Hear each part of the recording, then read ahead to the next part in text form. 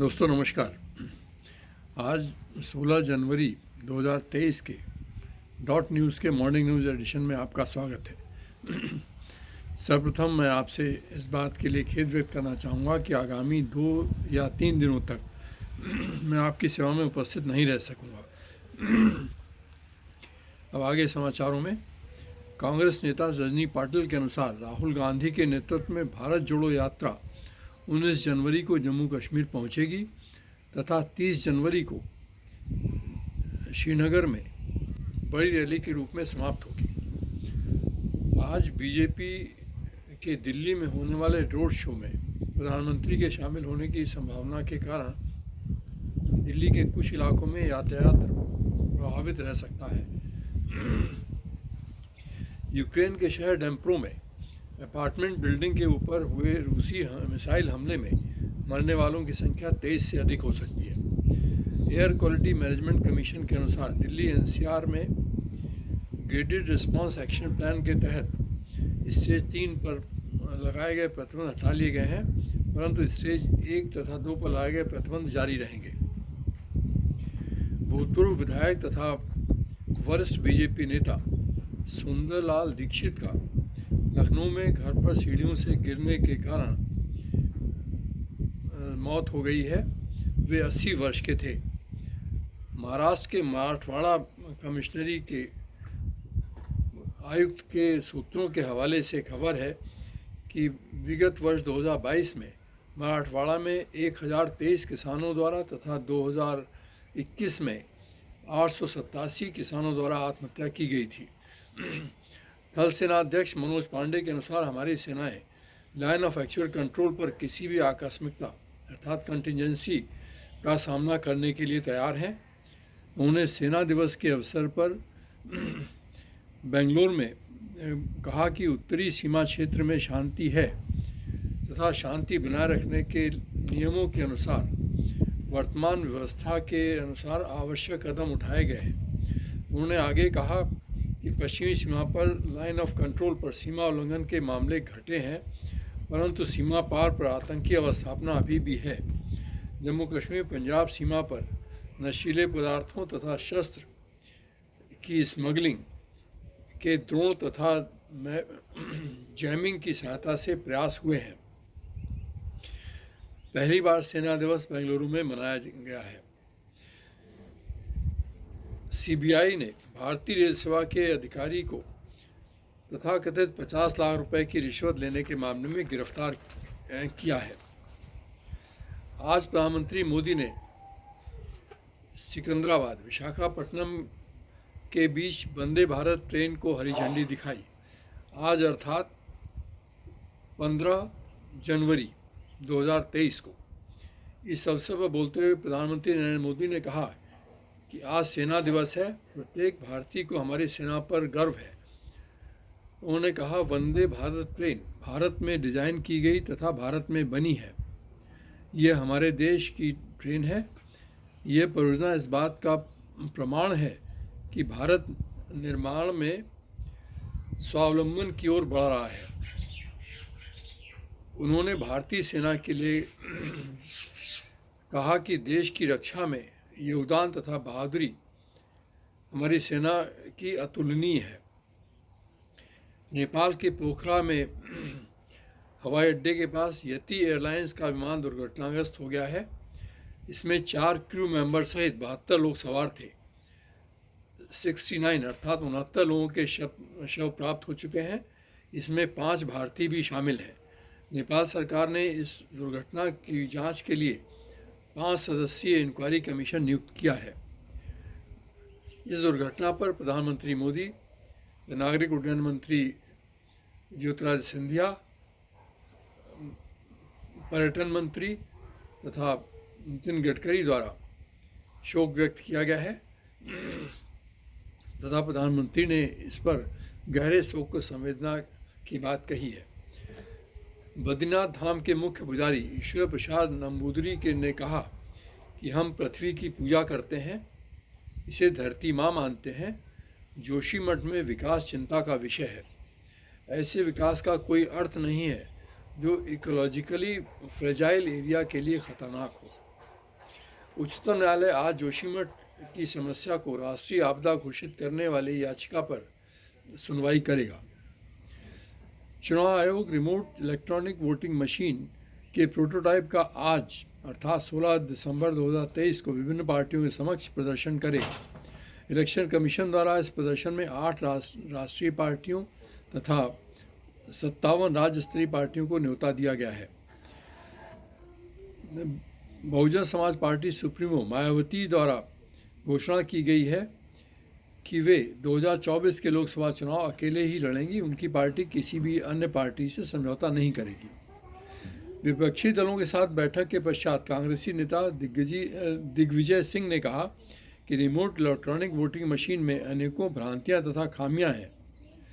जैसे प्रवासी मजदूरों की परिभाषा अस्पष्ट है तथा इसकी कार्यप्रणाली भी विश्वसनीय नहीं है। सभी विपक्षी दलों ने इसका विरोध करने का निर्णय लिया है। रक्षा मंत्री राजनाथ सिंह ने कहा कि जो लोग बोलने तथा अभिव्यक्ति की स्वतंत्रता को बाधित करने की बात करते हैं वो भूल जाते हैं कि न तो अटल जी की सरकार ने और न ही मोदी जी की सरकार ने मीडिया की स्वतंत्रता का मार्ग अवरुद्ध किया है तो कांग्रेस सरकार द्वारा मीडिया की आवाज़ को रोकने के लिए संवैधानिक संशोधन किए गए थे। गृहमंत्री अमित शाह के अनुसार गुजरात विधानसभा में मिला प्रचंड बहुमत न केवल गुजरात के लिए महत्वपूर्ण है बल्कि पूरे देश के लिए संदेश है कि 2024 में प्रधानमंत्री मोदी पुनः प्रधानमंत्री बनने जा रहे हैं।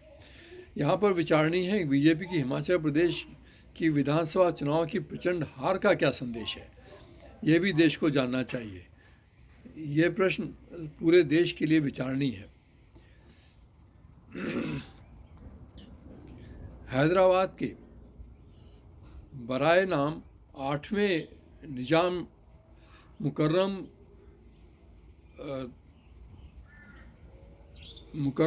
जाह का टर्की के इस्तांबुल में 89 वर्ष की अवस्था में निधन हो गया है। इस पर रामपुर के राजघराने अर्थात नवाब घराने में शोक व्यक्त हो गया। उनके नवाब रामपुर के राजघराने से गहरे संबंध थे। कांग्रेसी नेता कपिल सिब्बल के अनुसार सरकार स्वतंत्रता का अंतिम किला भी फतह करना चाहती है। न्यायपालिका में चयन के कॉलेजियम सिस्टम का विरोध जानबूझकर डिज़ाइन किया गया है। सरकार ऐसी परिस्थिति उत्पन्न करना चाहती है कि वो NJAC के नए अवतार को सामने ला सके। उन्होंने कहा कि 1973 के केशवानंद भारती मामले में सुप्रीम कोर्ट का निर्णय अत्यधिक महत्वपूर्ण है, जिसमें कहा गया है कि संसद संविधान के मूल ढांचे को नहीं बदल सकती है। देश अत्यधिक कठिनाइयों में है, जबकि असमय तथा गलत सलाह पर सर्वोच्च न्यायालय पर कुठाराघात करने का प्रयास किया जा रहा है। महाराष्ट्र में एक समारोह में दुर्घटनावश NCP की नेत्री सुप्रिया सुले की साड़ी में आग लग गई थी। उन्हें कोई नुकसान नहीं हुआ है, वो स्वस्थ हैं। GOC 19 इन्फेंट्री डिवीज़न के मेजर जनरल अजय चंदीपुरा के अनुसार 26 जनवरी 2023 के कश्मीर में होने वाले गणतंत्र दिवस समारोह के सफल एवं उत्साहपूर्ण संचालन के लिए सुरक्षा के कड़े इंतजाम किए गए हैं तथा एहतियात भी बरते जा रहे हैं।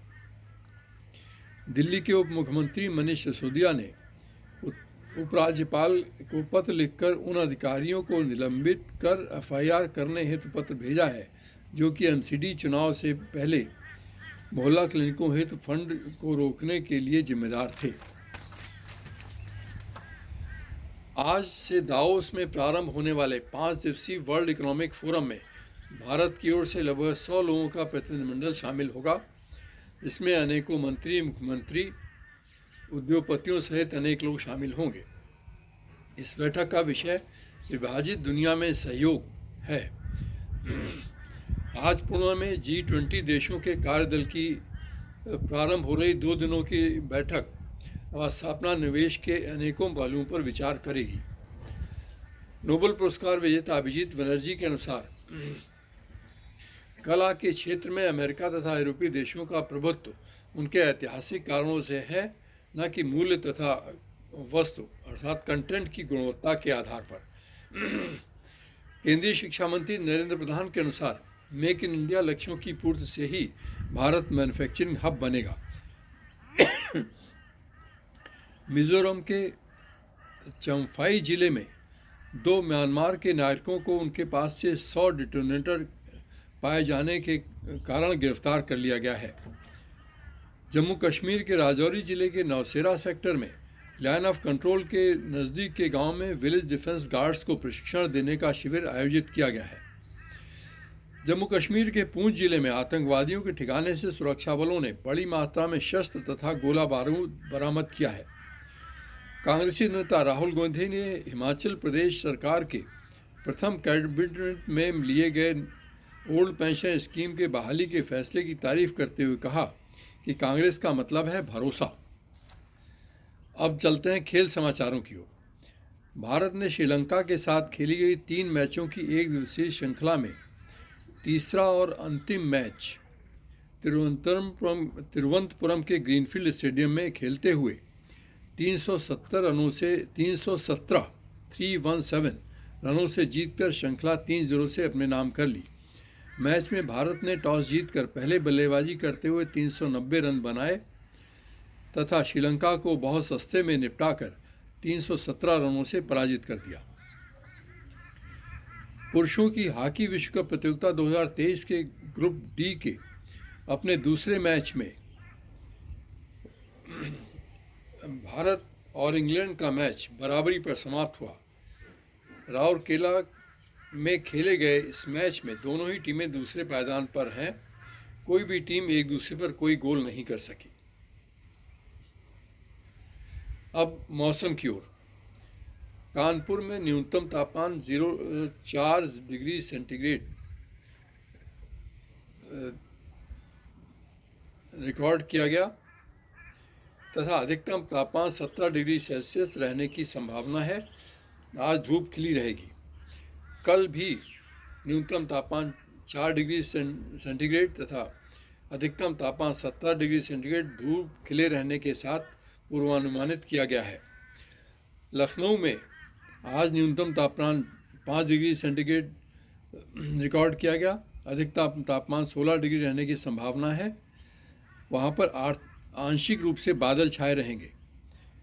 कल न्यूनतम तापमान 4 डिग्री सेल्सियस तथा अधिकतम तापमान 16 डिग्री सेल्सियस धूप खिले रहने के साथ पूर्वानुमानित किया गया है। दिल्ली में आज का तापमान 4 डिग्री सेल्सियस न्यूनतम तथा 16 डिग्री सेल्सियस अधिकतम कोहरे के साथ रिकॉर्ड किया गया। पूर्वानुमान के अनुसार आज का अधिकतम तापमान 16 डिग्री सेल्सियस रहेगा तथा कल का न्यूनतम तापमान 4 डिग्री सेल्सियस तथा अधिकतम तापमान 17 डिग्री सेल्सियस कोहरे के साथ रहने की संभावना है। इसी के साथ आज के समाचार में बस इतना ही। मैं नीलम कुमार सिंह आपसे आगामी 3 दिनों के लिए विदा लेता हूँ। तत्पश्चात हम आपसे मिलेंगे। आपसे आग्रह है कि आप हमारे चैनल को अधिक से अधिक सब्सक्राइब करें, शेयर करें, लाइक करें तथा बेल आइकन का बटन दबाना बिल्कुल ना भूलें। आज के लिए इतना ही। नमस्कार, धन्यवाद।